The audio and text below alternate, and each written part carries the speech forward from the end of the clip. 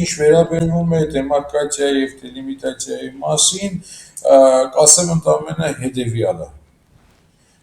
Հայաստանի եւ Ադրբեջանի միջեւ այս պարագայում չի կարող լինել նորմալ միջազգային նորմերին համապատասխան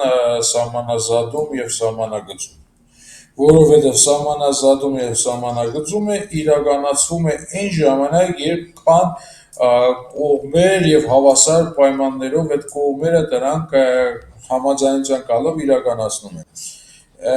Այս դեպքում ինչ էլ որ իրականացվել է, դրանք ամբողջովին ապօրինի են,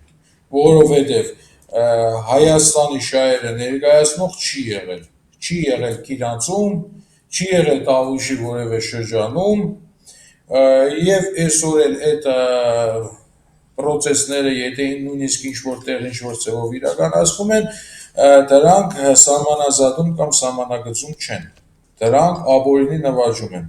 որովհետեւ նորից կրկնվեմ, եթե չկա Հայաստանի շահերը ներկայացնող անձ, իսկ այդպիսին 2018 թվականի ապրիլի 23-ից հետո չի եղել երբեք,